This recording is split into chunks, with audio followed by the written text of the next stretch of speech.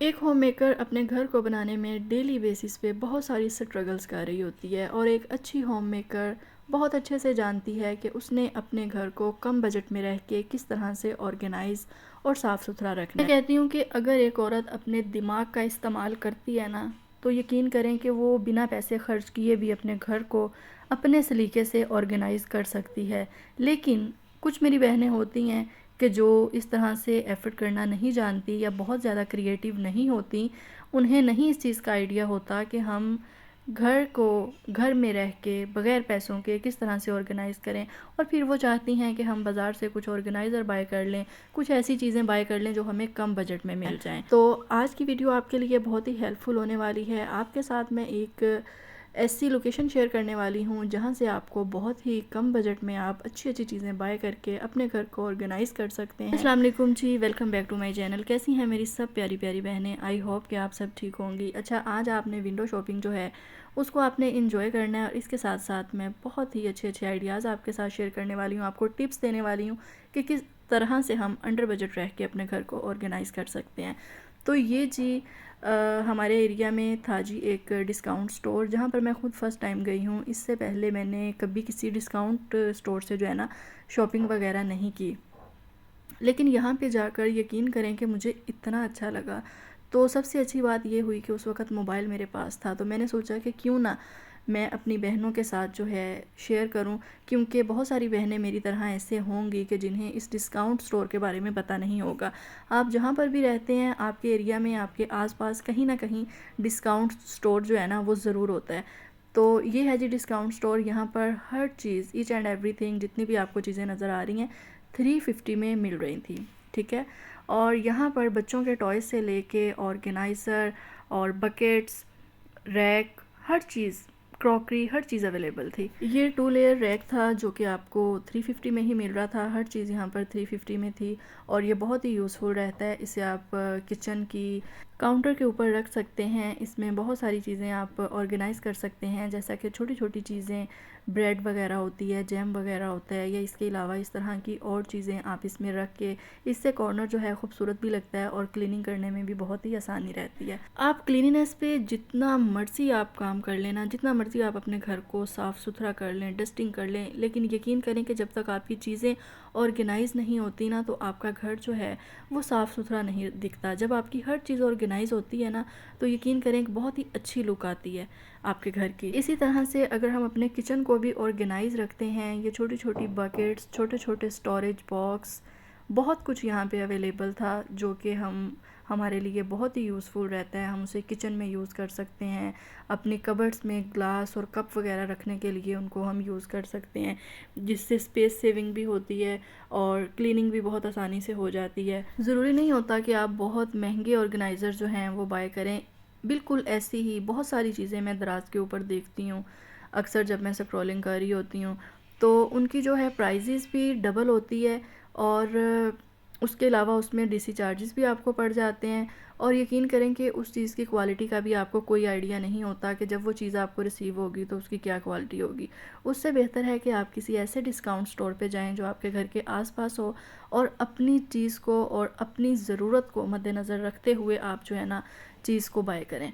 और बहुत सारी ऐसी चीज़ें भी यहाँ पर थीं जो मार्केट में, लोकल मार्केट से हमें 350 में या 400 में ईच जो है ना मिलती है, और यहाँ पर वो पेयर मिल रहा था, ठीक है। बहुत सारे जार ऐसे थे, बहुत सारी बकेट्स ऐसी थी, बहुत सारे कप और गिलास ऐसे थे, बहुत सारे टॉयज़ ऐसे थे, बच्चों के छोटे छोटे गिलास ऐसे थे जो बाइट से हमें 400 में ईच मिलता है और यहाँ पर 350 में आपको 2 मिल रहे थे। हमेशा अपने बजट को मद्देनज़र रख के जो है चीज़ों को बाय किया करें और जिस चीज़ की आपको ज़रूरत हो सिर्फ वही चीज़ बाय किया करें।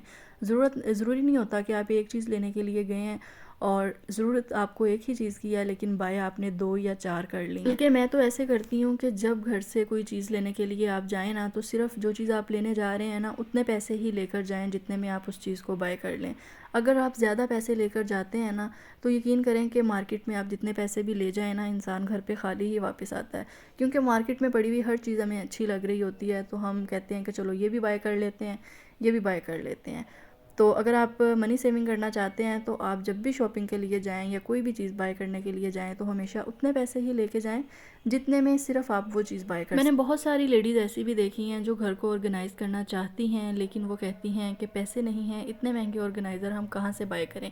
जैसा कि मैं हमेशा आपसे कहती हूँ कि थोड़ी थोड़ी सेविंग जो है आप ज़रूर किया करें। बेशक आप 500 या 1000 बचाया करें, लेकिन किसी ना किसी कॉर्नर में आपके पास 500 1000 ज़रूर होना चाहिए पड़ा हुआ। और अगर आपके पास 1000 रुपया भी होना, अगर आप 1000 रुपया लेकर भी डिस्काउंट स्टोर पर जाते हैं तो बिलीव मी कि आप 3 चीज़ें वहाँ से बाय कर सकते हैं 1000 में। जब कोई औरत ये सोच लेती है ना कि उसने अपने घर को ऑर्गेनाइज़ करना है, और जब वो अपना दिमाग लड़ाना स्टार्ट करती है तो स्टार्ट उसे यहाँ से ही करना चाहिए कि हम विदाउट स्पेंड एनी मनी हम किस तरह से जो है अपने घर को ऑर्गेनाइज़ कर सकते हैं, या अपनी पुरानी चीज़ों को किस तरह से यूटिलाइज़ करके हम अपने किचन को या अपने घर को ऑर्गेनाइज़ करें।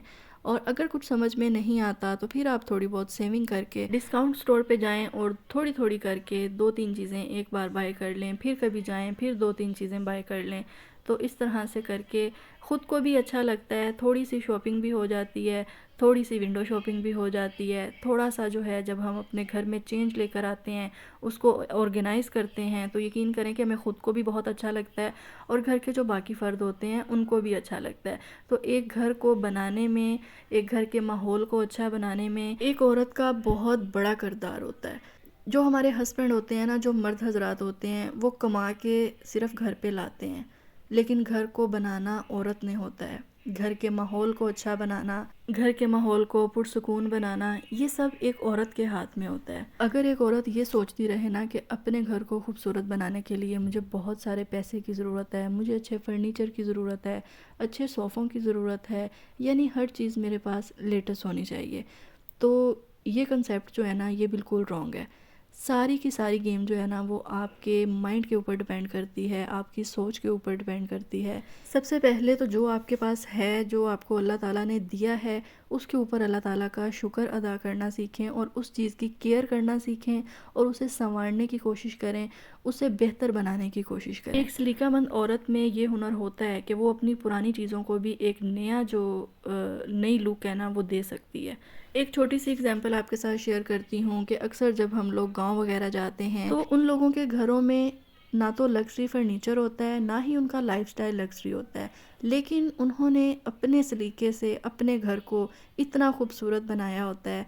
यकीन करें कि देख के एक अजीब सी खुशी होती है कि ये भी तो लोग हैं ना जिन्होंने अपने सलीके से अपने घर को खूबसूरत बनाया है, अपने सलीके से उन्होंने अपनी चीज़ों को और अपने घर को ऑर्गेनाइज़ किया हुआ है। उन लोगों के घर में ना तो महंगे फर्नीचर होते हैं और ना ही कोई महंगे ऑर्गेनाइज़र होते हैं उन लोगों के पास, यानी जो कुछ भी उनके पास होता है ना, उन्होंने उसी चीज़ को बहुत ही अच्छे तरीके से और बहुत ही खूबसूरत तरीके से ऑर्गेनाइज़ करके अपनी चीज़ों को रखा होता है। अगर सिर्फ पैसे से ही इंसान घर को खूबसूरत और ऑर्गेनाइज़ बना सकता होता ना, तो फिर जो ऐसे लोग हैं उनके घर तो मैं कहती हूँ कि देखने को भी दिल ना करे, या आप उनके घर जाएं तो आपका बैठने को भी दिल ना करे।